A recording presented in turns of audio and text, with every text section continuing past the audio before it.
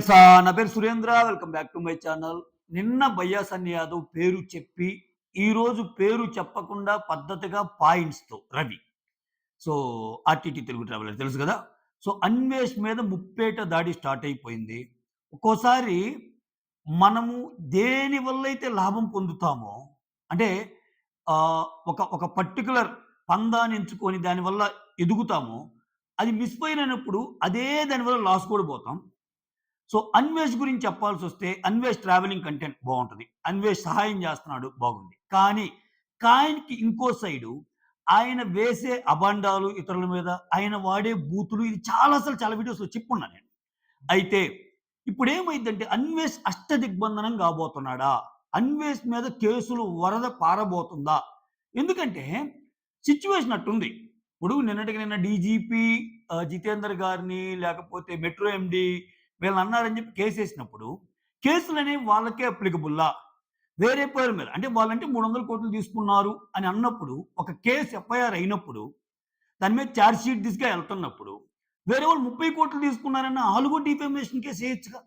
20,00,00,000 తీసుకున్నాడన్న ఆడు కూడా defamation case ఎయచ్చుగా. So, అట్లానే సో, మనం చూసాం. ఏజోడ్ వాళ్ళ బ్రదర్ హనుమంతు. సో, అతను ఒక తండ్రిని, కూతుర్ని అసభ్యంగా మాట్లాడినందుకు, ఆ రిలేషన్ కించపరిచినందుకు ఎంత కేసయిందో. సో, అటువంటి మాటలే మాట్లాడితే అదైనప్పుడు ఇది కూడా అయిద్దిగా. సో, ఇటువంటి చాలా అంశాలు వెలుగులోకొస్తున్నాయన్నమాట. అంటే నిన్న సింపుల్‌గా బయా సన్ని యాదవ్ ఏం చెప్పాడు, అలా అని చెప్పి బయా సన్ని యాదవ్ తప్పులే చేయలేదంటే ఆయన తప్పులు చేశాడు బెట్టింగ్ యాప్స్. కానీ ఏ తప్పు చేశాడో దాని వరకే మాట్లాడితే ఇబ్బంది లేదు. బియాండ్ ద లిమిట్స్ ఎళ్లి, మీ అమ్మనెక్కడ అది చేపించు, మీ ఇంకసల వినలేని మాటలు. సభ్య సమాజంలో వినలేని మాటలు. బూతులకు గూడా అంటే ఇంకా ఈ కొన్ని బూతులు వినలేమురా బాబు! ఇవి అసలు అసలు మనం భరించలేమన్న రేంజ్‌లో ఉంటాయి. అన్వేష్ బూతులు. సో, అది చాలా మంది చెప్పినా జరగాల్సింది జరిగిపోయింది ఆయనకిప్పుడు. ఇప్పుడేమవుతుంది, నిన్న బయా సన్ని యాదవ్ ఏమన్నాడు, ఒక్క బయా సన్ని యాదవే గారు రవి రవినే కాదు. ఇంకా చాలా మందొస్తారు. ఎందుకంటే, అన్వేష్ ఎప్పుడో ఒక మాట అంటాడు. నాకు శత్రువులను పెంచుకోవటం ఇష్టము. అప్పుడే కదా మజాగుండేదని. ఇతను ఫ్లోలో ఉన్నప్పుడు విపరీతంగా మాటలు దొర్లేస్తాడు. అది ఎంత దూరం పోతుందా ఆ మాట? మనం అనే మాటకి ఎంత వాల్యూ ఉందా? సో, ఎదుటి వాళ్ళని ఎంత కించపరిచే మాటలనేది ఆలోచించండి. సో, ఒక్కోసారి అవే చాలా పెద్దవి అవుతాయి. ఎంత పెద్దవి అవుతాయంటే, నోక్కెళ్ళి స్టేషన్‌లో ఏసి కొన్నాళ్ళ పాటు రిలీజ్ కాకుండా కూడా ఉండొచ్చు. అంతే. చట్టాల్లో ఒక్కోసారి అలానే. ఈ మధ్య కాలంలో ఏమవుతుందంటే కొంతమంది యూట్యూబర్స్ ఏంటంటే వాళ్ళకొక క్రేజ్ రాంగానే భాష అంటే ప్రాబబ్లీ అలా మాట్లాడటం వల్ల అంటే నేను మాట్లాడేది తప్పైతే నాకు అన్ని లక్షల వ్యూస్ రావు గదా! నేను మాట్లాడేది నచ్చుతుండబట్టే కదా ఇన్ని లక్షల మంది చూస్తున్నారన్న ఇదిలో ఎళ్ళిపోయారు. ఇవాళ రేపు జనాలకి ఎంటర్‌టైన్‌మెంట్ కావాలి. బూత్ ఎంటర్‌టైన్‌మెంట్ కోసం ఎగబడేవాళ్ళు చాలా మందున్నారు. సో, అందుకే షోస్ కూడా చూడు ఆ కంటెంట్‌తోనే వస్తున్నాయి చాలా. ఇట్ డజంట్ మీన్ ఎప్పుడు అది ప్రాచుర్యాన్ని పొందిద్దని కాదు. మనం మన మన టైం బాగలేనప్పుడు దెబ్బ పడిద్ది. కొంతమంది శృతి మించి పదాలు వదులుతారు. శృతి మించి మాట్లాడతారు. సో, అవి చాలా కంట్రోలింగ్‌లో ఉండాలి. Coming to the topic. ఈ టాపిక్‌కొస్తే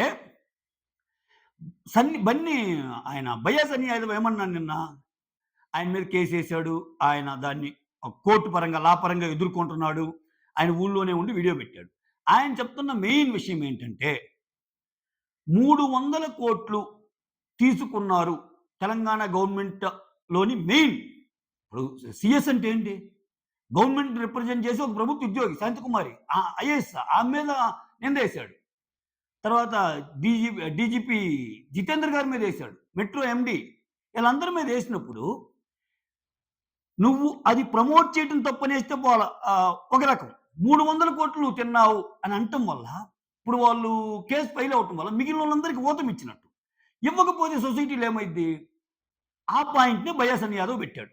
అంటే చాలా వీడియో మొత్తం పెట్టాడు. నేను మెయిన్ పాయింట్ చెప్తున్నా. సో, నాకిప్పుడు దాకా తెలీదు. ఏదో నోటికొచ్చినంత చెప్పేస్తే ఇలా అయిద్దని. నన్ను గూడా కొన్ని కోట్లు అన్నాడు. నాకు ప్రూఫ్స్ కావాలి. నేను పెడుతున్న ప్రతి దానికి ప్రూఫ్ ఉంది. సో, సాక్ష్యాలతో రండి. నేనొక్కడినే గాదు. ఆయన మీద ఎవరెవరైతే ఏసారో వాళ్ళందరూ రండి అని చెప్పి పిలిపిచ్చాడు.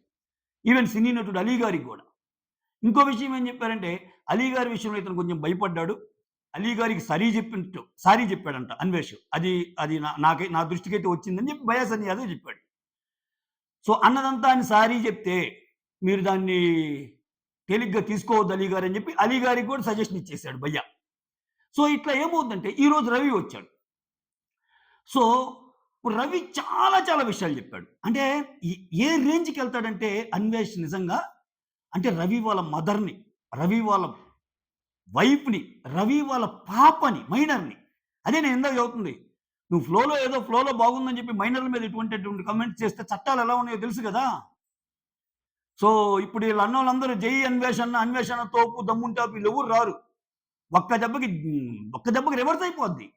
అంతెందుకు చూడండి నేను కామెంట్స్ అబ్జర్వ్ చేస్తున్నాను. ఈవెన్ రవి పెట్టిన వీడియోలో చాలా పాజిటివ్ కామెంట్స్ ఉన్నాయి ఈరోజు రవికి. అంటే నిజాన్ని తెలుసుకున్నప్పుడు చేంజ్ ఉంటది చూసావా? వాళ్ళు కొన్ని కామెంట్స్ నేను చదివా.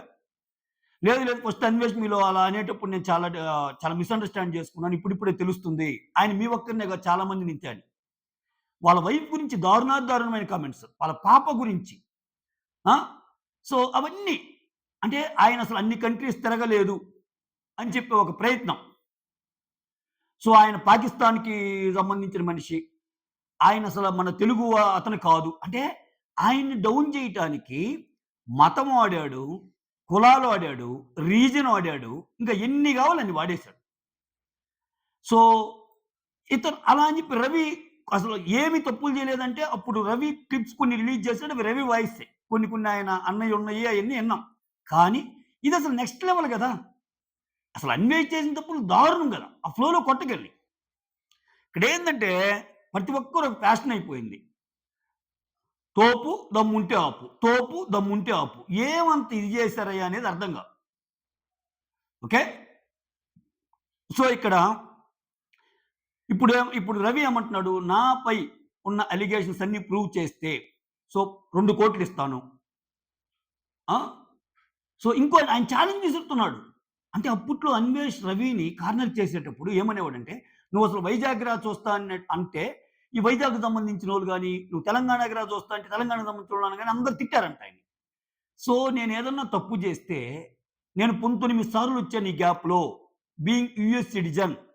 నేను యూఎస్ సిటిజన్ అయినా నా కర్మభూమి, నా నా నా జన్మభూమి ఆంధ్ర. నేను పుట్టింది ఒడిస్సా, పెరిగింది ఆంధ్ర, చదివింది తెలంగాణ. నా రూట్స్ ఎక్కడికి పోతాయి? సో, దాన్ని గూడా చివరికి మసిబూసి మారేడుకాయ చేస్తే మీరందరూ నమ్మి నన్ను తిట్టారని ఆయన బాధంతా చెప్పేసాడు. పేరు పెట్టకుండా చెప్పాడు. ఇప్పటికైనా నిదానంగా తెలుస్తాయి. సో, నన్ను వైజాగ్ అరా దమ్ముంటే అన్నోడు ఇప్పుడు ఎవరు రాలేకపోతున్నారు? 4 ఏళ్ల నుంచి ఎవరు రాలేకపోతున్నారు? అన్వేష్ మీద ఇదొకటుంది. అంటే ఏ చాలా కేసులున్నాయి కాబట్టి ఆయన ఇండియాకి రాలేకపోతున్నాడనేది ఉంది. సో, అందుకే వాళ్ళ ఫాదర్, మదర్‌ని గూడా బ్యాంకాక్‌లో కలిసాడు అన్న నానుడి గూడా ఉంది. నిజాలు మనకు తెలీదు గానీ, చాలా కేసులున్నాయి ఆయన మీద. మనకి తెలిసైతే ఈ కేసుంది. సో, ఒకరు గాదు ఇంక చాలా మందొస్తారు. ఉమా తెలుగు ట్రావెలర్ అనే అతని మీద ఆయనేసిన నిందలైతే అంటే అప్పట్లో ప్రతిదానికి ఒక రీజన్ జెప్పేవాడు. ఉమా తెలుగు ట్రావెలర్‌కి నేను చాలా హెల్ప్ చేశాను. నన్నొక ప్లేస్‌కి రమ్మన్నాడు. సౌత్ ఆఫ్రికాలో ఒక ప్లేస్‌కి. నేనెళ్ళాక హ్యాండ్ ఇచ్చాడు స్విచ్ ఆఫ్ కొని అనన్నాడు. అప్పట్లో అది చాలా మందికి నిజమనిపిచ్చినా దానికొక లిమిట్ ఉంటదిగా. తర్వాత ఆయన అలిగేషన్స్ ఏంది? వాళ్ళు చచ్చిపోతే నేను కొండెక్కొస్తాను. ఇటువంటి థంబ్‌నెయిల్స్‌లో. అసలు ఒక మనిషి చచ్చిపోవాలని కోరుకోవటం ఏంటి? ఒక మనిషి ఫ్యామిలీస్‌కి సంబంధించి లేడీస్ నన్నన్ని మాటలంటం ఏంటి? ఇవన్నీ ఏందంటే, అన్వేష్ చెప్తుంది గదా! అన్న మైండ్‌సెట్ ఉన్నోళ్ళకి స్లోగా ఆయన నేచర్ ఎటువంటిది అనేది గెస్ చేయగలిగారు జనాలు. ఎలాంటిదంటే, ఇతని కంటే ఎక్కువ ఎవరన్నా ఫాలోయర్స్ ఉన్నా, ఇతని కంటే ఎక్కువ వ్యూస్ ఎవరికన్నా వస్తున్నా అన్వేష్ తట్టుకోలేడు. అనేది డ్రా చేయగలిగారు జనాలు. ఎలా అంటే, ఇప్పుడు ఏజోడ్ ఉన్నాడబ్బా! ఏజుడ్ అనే ఒక అతనున్నాడు. అతని కంటెంట్ చాలా బావుంటుంది నిజంగా. అతను పాస్ట్ ఏం చేశాడో మనకనవసరం అబ్బా! సరే ఇప్పుడు తప్పులు చేశారు కొంతమంది. ఇప్పుడు మన మన ఇండియన్ పీనల్ కోర్ట్ అయినా ఎవరైనా ఒక తప్పు చేసినప్పుడు తప్పుని బట్టి 7 ఏళ్ల శిక్ష, 2 ఏళ్ల శిక్ష, 4 ఏళ్ల శిక్ష, 10 ఏళ్ల శిక్ష ఇట్టుంటది. శిక్ష అయిపోయాక జనజీవన స్రవంతిలోకొచ్చాక వాళ్ళ ఇష్టం వచ్చినట్టు వాళ్ళు బతకొచ్చుగా. మళ్ళా ఏ తప్పు చేయకుండా బతకాలి. అంతేగా? సో, ఇక్కడ వాళ్ళ తమ్ముడు చేసిన తప్పు. ఇప్పుడు ఏజోడ్ తమ్ముడు ఏదైతే హనుమంతు చేసిన తప్పేదైతే ఉందో ఆయన బయటకొచ్చి చెప్పాడు.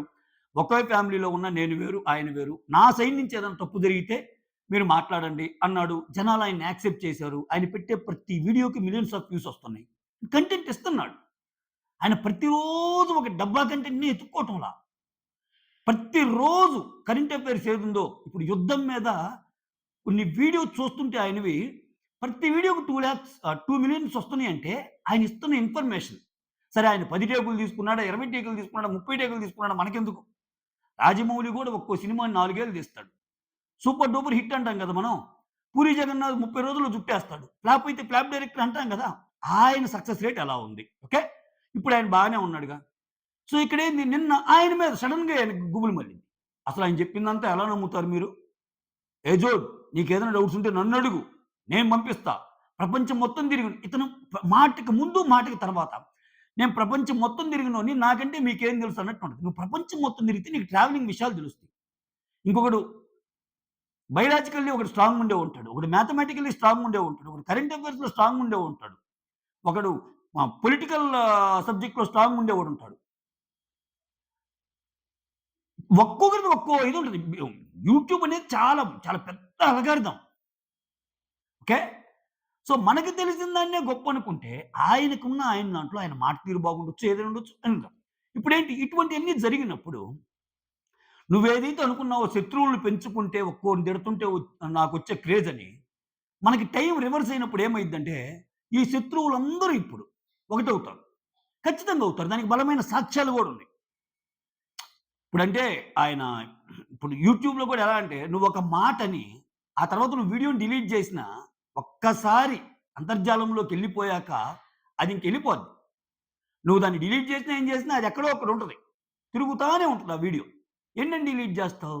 నువ్వన్న తిట్లు అలానే ఉన్నాయిగా. అటు దారుణమైన ఇది గదా! మనం చాలా సార్లు చెప్పాము. ఆయన నోటి దోలెక్కువ, నోటి దోలెక్కువ, నోటి దోలెక్కువ. ఫస్ట్ నుంచి అందరూ చెప్పేదది. ఈయన ఈయనేమంటాడు తెలుసా? అసలు ఈ ఉగ్రవాదానికి కారణం మెహబూబు, సయ్యద్ సోహెల్, ఇంకొకరు, ఇంకొకరు అని ఆ కమ్యూనిటీ వాళ్ళు మొత్తాన్ని చేస్తారు. ఇప్పుడు వాళ్ళ ఇంటి పక్కనేగా మన మన మన ఊర్లలో మన ఇంటి పక్కన క్రిస్టియన్స్ ఉంటారు, ముస్లిమ్స్ ఉంటారు, అందరూ ఉంటారుగా. వాళ్ళు బెట్టింగ్ యాప్ ప్రమోట్ చేశారు. తప్పని చెప్పు. బెట్టింగ్ యాప్ చెప్పి అలా తిరుగుతారేందిరా అని తప్పు. తప్పని చెప్పు. అంతవరకు యాక్సెప్ట్ చేస్తారు. దాన్ని మించి చెప్పేదేంది ఇతనేందంటే దానికి రూట్ కాజ్‌ని చెప్తానే దాన్ని మించిన అలిగేషన్స్ ఏస్తాడు. ఏ రేంజ్ అలిగేషన్స్ అంటే అసలు తీవ్రవాదులకి ఈళ్ళే సహాయం జేస్తున్నారు. అసలు మొత్తం యుద్ధం రావడానికి కారణమే ఈ సయ్యద్ సోహెల్ రియాను ఆహ్, మెహబూబు ఈళ్ళని జెప్పాడు. సో వాళ్ళైతే వాళ్ళిక్కడే ఉన్నారు గదా! కొట్టుకుంటారు గదా! సో గవర్నమెంట్ ఇన్ని రకాలుగా బ్రెయిన్ స్టార్మింగ్ సెషన్స్ ఎందుకు? ఆ! ఇన్ని రకాలుగా ఆలోచనలు పెట్టుకొని ఎవరు ఎప్పుడొస్తే ఎలా అటాక్ చేయాలని ప్రతిరోజు చర్చలెందుకు? వాటర్ ఆపటం ఎందుకు? ఇయన్నెందుకు? అంటే మనం చేసేదా అలానే సేమ్. ఆయనకి నచ్చకపోతే నువ్వు పాకిస్తానోడివి అంటాడు. అలానే రవిని గూడా అన్నా అంట. ఆయన వీడియోలో చెప్పాడు. నన్ను పాకిస్తానోడు అన్నాడు. పాకిస్తాన్‌లో నాకు సెకండ్ అఫైర్ ఉందని అన్నాడు. ప్రూవ్ చేయండి. కర్మ ఈజ్ ఏ ఎప్పటికైనా అది అది తగిలిద్ది అని చెప్పినప్పుడు ఏమైద్దంటే, మనుషులు 2 రకాలుగుంటారు. కొంతమంది ఈ అన్వేష్ లాంటోళ్ళతో పెట్టుకుంటే పొద్దస్తమానం మనతో పడతార్రా బాబు! మనతో పాటు మన ఫ్యామిలీని కూడా తిట్టియ్యాలి. ఎందుకొచ్చిన బాధ అనుకున్నోళ్ళు ఆయన పేరు ఎత్తరేమో. కానీ ఆ కోపం అనేది ఉంటదిగా. ఇప్పుడు 'ఉమా తెలుగు ట్రావెలర్' అనే అతను ఏమి ఎత్తల. కానీ 'ఉమా తెలుగు ట్రావెలర్' కెరీర్ మొత్తం పోయింది ఈయన వల్ల. పోవటం అంటే ఒకప్పుడు 'రవి తెలుగు ట్రావెలరు', 'ఉమా తెలుగు ట్రావెలర్' చాలా వ్యూస్ వచ్చాయి. సో రకరకాల స్ట్రాటజీలు. ఎంఎన్‌సి కంపెనీల్లో అన్నాడు. తర్వాత సారీ ఎంసీఎన్. సరే అదంటే ఓకే. ఆ తర్వాత ఇంకా నిందలు. ఇంకా హద్దు, అదుపు ఉండదు గదా! సో ఇవన్నీ ఏసినప్పుడు ఏమైద్దంటే, ఇప్పుడు ఇప్పుడు గవర్నమెంట్‌కి ఏదన్నా కావాలన్నా ఒక్కరితో ఆగదిది. 'భయ్యా సన్ని యాదవ్' నిన్న మొదలుపెడితే ఈరోజు 'రవి' వచ్చాడు. రేపు ఇంకొకరొస్తారు. రేపు ఇంకొకరొస్తారు. రేపు ఇంకొకరొస్తారు. ఖచ్చితంగా కేసులు వరద పారిద్ది. ఇప్పుడితను వేరే వాళ్ళ దుఃఖాల్ని, వేరే వాళ్ళ అణిచివేతను అంతా ఎలా అయితే సెలబ్రేట్ చేసుకుంటున్నాడో, ఖచ్చితంగా వాళ్ళకి టైమొచ్చినప్పుడు ఉంటది. ఖచ్చితంగా ఉంటది గదా! అది లేకుండా ఎందుకుంటది? అది మానవ నైజం కాదు. దట్టు ఈయనన్న మాటలు, ఈయనన్న పరుష పదజాలాలు ఇలా ఉంటే. రేపు చాలా మందొచ్చేస్తారు. ఇమ్రాన్ వచ్చేస్తాడు. ఆ తర్వాత హర్ష సాయి వచ్చేస్తాడు. ఇతను చేసిన దాని మీద. ఎందుకంటే ఆల్రెడీ వాళ్ళు చేసిన దాని మీద వాళ్ళకి కేసులు ఫైల్ అయిపోయాయి. ఇంక నిండా మునిగాక సో, ఇతను మాత్రం ఏమన్నా సుద్దపూస, ఇతనిలా అన్నాడు. వేరే రాష్ట్రాల్లో అమ్మాయిల్ని కించపరుస్తూ ఏస్తే డిఫేమేషన్ కేసెస్ ఏస్తున్నారు. అదే రవి ఎక్స్‌ప్లెయిన్ చేసాడు ఈరోజు వీడియోలో. సో, అటువంటిది ఇతను అసలు ఇతనన్న మాటలకు ఎటువంటి డిఫేమేషన్ కేసెస్ ఎయ్యాలి? అయినా నేను వేయలేదు. ఎందుకంటే కర్మే చూసుకుంటదని అన్నాడు. సో, నిజంగా గాని ఆయనన్న మాటలెలా ఉంటాయంటే ఒక్కోసారి ఏ! అంత యుద్ధం చేసేటప్పుడు చిన్న మాటే గదా! అంటారు. ఎవర్రా తీసుకుంటారు? ఇంట్లో వాళ్ళని ఎవరంటే ఎవరు తీసుకుంటారు? దట్టు నీ పుట్టుకకి కారణాలు వేరేగా జెప్తాడు. నీ ఇంట్లో లేడీస్ ఈ పని జేస్తున్నారని జెప్తారు. నీ బిడ్డలనొచ్చి ఇది జేస్తామని జెప్తే ఏ తల్లిదండ్రి గమ్ము ఉండడు. అఫ్‌కోర్స్ నువ్వు ట్రావెల్ మంచిగా జేస్తావు. ట్రావెలింగ్ కంటెంట్ మంచిగా ఇస్తావు. అది అది కాదనలేను నిజం. అందుకే ఇంతమంది ఫ్యాన్స్ అయినప్పుడు నాకు ఖాళీగున్నాను గదా! ఎండలెక్కువున్నాయి గదా!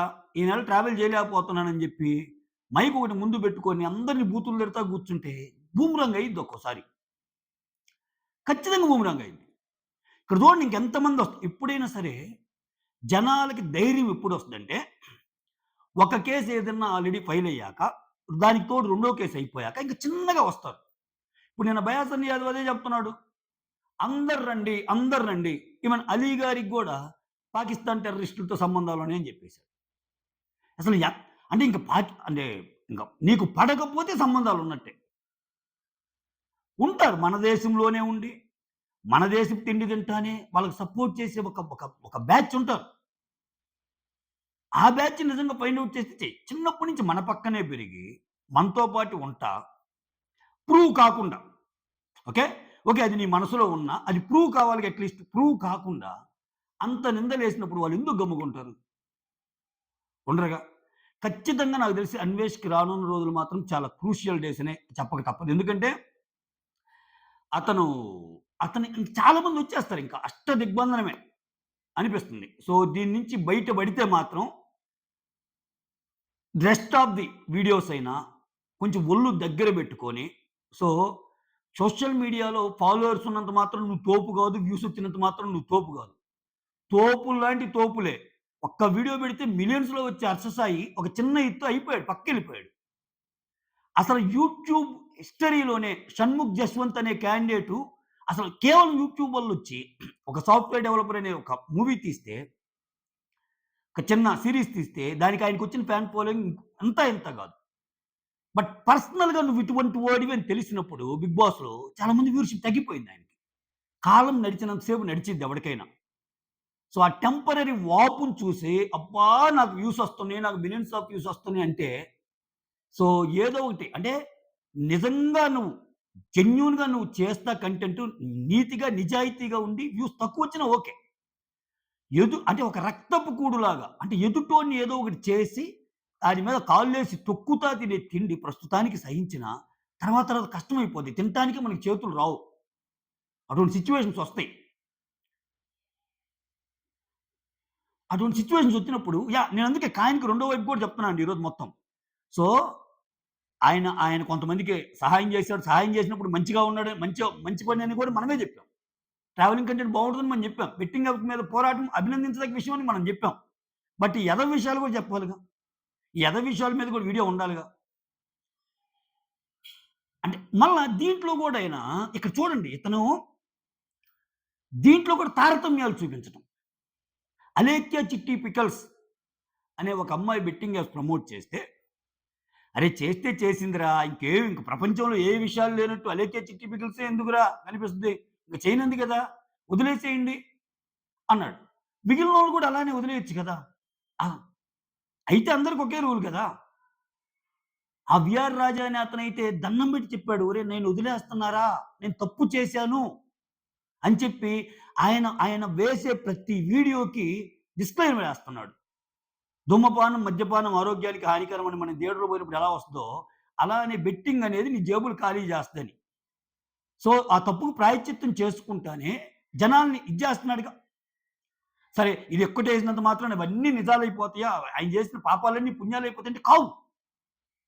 దాంట్లో ఏదైనా లొసుగులుంటే అది మనం అందరం చెప్తున్నాము. ఇంకా యాక్షన్ తీసుకోవాల్సొస్తే గవర్నమెంట్ తీసుకుంటది. బట్ దానికి ముందుకెళ్ళి వాళ్ళ ఇంట్లో వాళ్ళ అమ్మని, వాళ్ళ చెల్లిని ఎవర్రా నీకు అధికారం ఇచ్చారని క్వెషన్ చేశారనుకో ఏం చెప్తాం మనం? మన దగ్గర ఆన్సర్ ఉంటదా? అసలు ఆన్సర్ ఉంటదా? వీడియో ముందు మాట్లాడటం ఈజీ. ఒక స్టేషన్‌లోకి వెళ్ళినప్పుడు నువ్వు అన్న కమెంట్స్ ఏనా? నేనే అన్నాను సార్. ఎందుకు అనాల్సొచ్చింది? ఆ అబ్బాయి తప్పు చేశాడు కాబట్టి అలా అన్నాను సార్. నీ దగ్గర ప్రూఫ్స్ ఉన్నాయా వాళ్ళ అమ్మ అది చేసిందని? ఆన్సర్ ఉందా? పోనీ నేను అనలేదు అని చెప్పే ధైర్యం నీకుందా? నువ్వు మాట్లాడింది పబ్లిక్ డొమైన్‌లో. నువ్వు మాట్లాడింది వేలాది మంది జనాలు చూస్తుండగా ఉన్న యూట్యూబ్‌లో. లక్షలాది మంది. వేలు అనేది తక్కువ ఇతనికి లక్షల్లో ఉంటారు కాబట్టి. సో, ఇదొక లెసన్స్‌లేంటండి గుర్తుపెట్టుకోండి. ఇన్‌ఫ్లుయెన్సర్స్ గాని, యూట్యూబర్స్ గాని ఏంటంటే, నీ కంటెంట్ నచ్చినా, నచ్చకపోయినా అంటే ప్రతి కంటెంట్‌కి ఫ్యాన్స్ ఉన్నారిప్పుడు. ఓకేనా? నీకు వ్యూవర్‌షిప్ వస్తుంటే వెల్ అండ్ గుడ్ నీ కంటెంట్‌కి. అది ఏంటి? జెన్యూన్‌గా నువ్వనుకున్నది చెప్పి వివాదాలు లేకుండా, ఒకరి మీద ఇది జేయకుండా ఉన్నంత కాలం ఓకే. ఒకరి మీద ఇదంటే సొసైటీలో తప్పులు చేస్తుంటారు కొంతమంది. వాళ్ళని క్వెషన్ చెయి. అది కరెక్టే. అసలు అన్నెసెసరీగా ఒకరి ఫ్యామిలీస్ జోలికెళ్ళి అట్లా చేసినప్పుడు ఖచ్చితంగా అది బూమరాంగ్ అయిద్ది. బూమరాంగ్ అయిద్ది. ఇప్పుడు అన్వేష్ అంటే అన్వేష్‌తో ఎందుకురా పెట్టుకోవటం బాబు! అన్వేష్ లేస్తే మన మీద పెడతాడు అనుకునే వాళ్ళందరూ ఏం చేస్తారు తెలుసా? వాళ్ళ పేరు రాకుండానే ఎవరైతే పోరాడుతుంటారో వాళ్ళకందరూ ఇన్‌పుట్స్ ఇస్తుంటారింక. ఇదిగో ఇట్టున్నాయి అన్న, ఇట్టున్నాయి.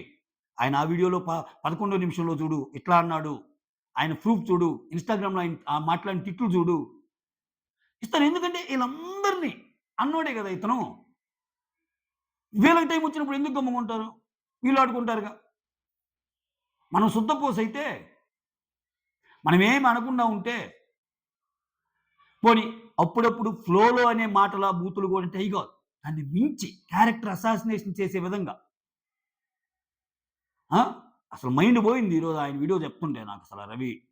ఓకే. వాళ్ళ వైఫ్ గురించి అసల ఆమె ఒక చాలా హీనంగా ఆ పర్టిక్యులర్ ఏరియాలో ఆమె అలా చేసేది అని చెప్పాడంట. వాళ్ళ కూతురిని గురించి చాలా మాటలు మాట్లాడాడు. వాళ్ళ అమ్మ గురించి. ఎవరిచ్చారు మనకు ఆ రైట్? సో, అదే కేరళలోని ఒక ఎగ్జాంపుల్స్ నేను ఉటంకిస్తా. ఇటువంటియి ఇక్కడ ఎందుకు జరగవు? అంతే గదా! ఇప్పుడు ఇటువంటి వాలిడ్ క్వెషన్సే గదా! సింపుల్ బా. ఇప్పుడేమంటారు జనాలు, రేపు ఆయనేంది రైమింగ్ బాగుందని జెప్పి 50,00,00,000, 100,00,00,000, 30,00,00,000, 150,00,00,000 అంటే బెట్టాడు. ఓకే. సమ్ ఎక్స్ పర్సన్ 50,00,00,000 తిన్నాడు అని బెట్టాడు. ఇప్పుడు అతనికి ఊతమిచ్చినట్టు. అతను పోయి రేపు కేసేస్తాడు సేమ్ సైబర్ సెల్‌లో. ఆళ్ళేరియా సెల్‌లో. అయన్నీ యాడ తీసుకుంటామయ్యా మేము. దానికి ప్రూఫ్‌లున్నాయా, ఏమున్నాయా అని అడుగుతాడు పోలీసు. ఈయనేం చెప్తాడు, సార్ ప్రూఫ్స్ ఉన్నాయి సార్ అని అన్వేషణ ఆ మాట చెప్తాడు. పలానా బెట్టింగ్ యాప్స్ ద్వారా నేను 50,00,00,000 సంపాదించాను సార్. దానివల్ల నా కెరీర్ పోయింది. నా మీద డిఫేమేషన్ కేస్ ఏసారు. అది ఇది అని చెప్తాడు. ఆయన డిఫేమేషన్ కేస్ ఏస్తాడు. ఆయన కేస్ తీసుకోనంటే ఈయన చెప్పే ఫస్ట్ మాట ఏంటి? అదేంటి సార్ మొన్ననే ఒక పోలీస్ సైబరాబాద్ డిపార్ట్మెంట్‌లో కానిస్టేబుల్‌గా చేసే అతను సో, అన్వేషణ ఇదే మాటలు గవర్నమెంట్ మీద వచ్చినప్పుడు 300,00,00,000 అన్నప్పుడు కేస్ తీసుకున్నారు. అంటే మేము తీసుకోమా? అంటే వాళ్ళకొక న్యాయమా? మాకొక న్యాయమా? అన్నప్పుడు వాళ్ళకి మాట్లాడటానికి కష్టమైపోద్ది. సో, ఖచ్చితంగా వాళ్ళు కూడా తీసుకోవాలి. అది కాదు సార్. అక్కడెవరో ఒక చిన్న అమ్మాయిని అన్ని బూతులు మాట్లాడారని జైలుకి పంపించారు. కొంతమంది యూట్యూబర్స్‌ని. కొంతమందిని ఇది చేశారు. మరి ఇతను చిన్న పిల్లల విషయంలో ఎలా మాట్లాడారు? పెళ్ళైన మహిళల పట్ల ఎలా మాట్లాడాడు? పెద్దవాళ్ళ పట్ల ఎలా మాట్లాడన్నప్పుడు అసలు నిన్ను నువ్వు డిఫెండ్ చేసుకునే ఇదుందా? అసలు ఆ ఛాన్స్ ఉందా? సో, చూడాలి. ఇది ఎన్ని మలుపులు తిరిగిద్దో చూడాలి. ఎందుకంటే చాలా చాలా విషయాలు చెప్పాడు. రవి గారైతే ఇంకా చాలా ఉన్నాయని చెప్పాడు. అయితే ఎక్కడ పేరు పెట్టల. నాకు ఇయన్నీ నేను ఎందుకు వదిలేసా అంటే వదిలేసాను. కర్మ చూసుకుంటదని. మనం చేసే పనులు ఒక్కోసారి టెంపరరీగా కలిసొస్తాయండి. కానీ నీలో నిజాయితీ లేకుండా బట్టగాల్చి నెత్తి మీదేసి దాని పరంగా ఎదగాలనుకుంటే మాత్రం ఖచ్చితంగా ఎక్కడో అక్కడ ఇదైపోతాం. ఓకే. సో, అసలు మీకేమనిపించిందో కామెంట్ చేయండి. That's all. Thank you so much. Signing off. మీ సురేంద్ర. వీడియోస్ నచ్చుతుంటే లైక్ చేయండి. కొత్తగా ఎవరైనా చూస్తుంటే ప్లీజ్ డూ సబ్స్క్రైబ్.